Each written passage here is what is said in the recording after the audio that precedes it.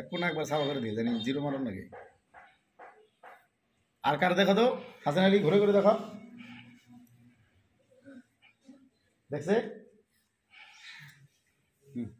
তুই টাকা সরি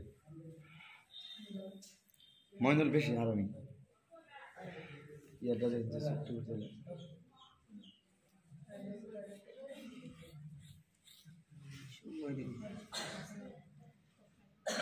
একসাথে দিয়ে দেই জানি দোয়া দিই।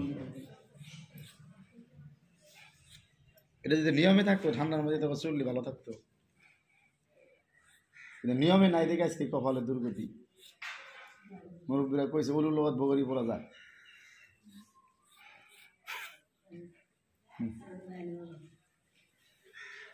ক্লাসটা ছুটি হবে আর যার যার মতো টাকা দিয়ে চল লাগাই আসবেন। ওই যাবে ভাই না সরাই না মানুষ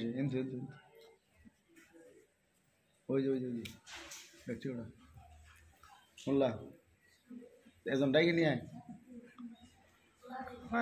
চলে হ্যাঁ বড় না চলে না চলে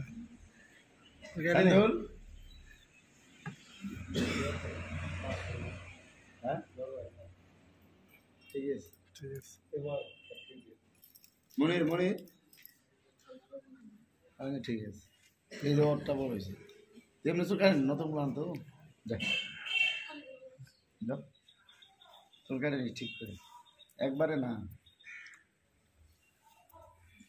আল মাহমুদ পরে পরীক্ষা মানে বোর্ডে পরীক্ষা জানাবো। ব্যাপারটা হচ্ছে 14 পারা যে কোনো হালতে 1 মাসের ভিতরে হলাম না আমার কাছে, এটা কোনো ভাঙ চলবো না। সারা বছর 3-4 বছর পড়াই দিলেন বিনা পয়সায়, এখন যাওয়ার টাইমে যদি পরীক্ষায় না দেয় তাহলে সমস্যা না। বারো আছে কোথায় পড়া হয়েছে আর হ্যাঁ মনে করে বললে মেয় মেয় করলে পড়া কাম মনে হয় 14 পারা যে কোনো কাজে চুল চুল আমি তো চুল কাটার স্টাইলের জন্য এই যে ক্লাসের মধ্যে বসে ছাত্ররা বিচার করে দিচ্ছি কার মধ্যে তো ধর সাহস করে ধর ডরি বেশ ধর কি লাগবো আমি বাইসে থাকবো না তোর ক্লিয়ার না হ্যাঁ চিন্তা করিস না। এগুলো কি মাত্র ছাত্ররা তার মধ্যে মানে কোরআনের হাফিজ হবো, এগুলো কি নিয়ম, এগুলো কি সিস্টেম?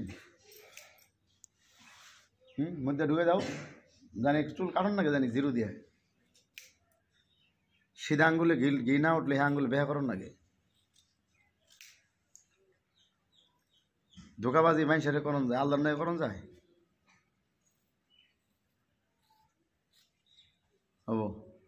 তুই তো এগুলো কি নিয়ম, এগুলো কি তরিকা? কোরআনের হাফিজ হবো হাদিস হবো ইয়ে বোঝা তুই ওটা মায়া করে কাটলি তোর দেখ একবারে বয়ে দিস। হ্যাঁ এখানে করো আর দেখছে সব কার চুল বড় আছে।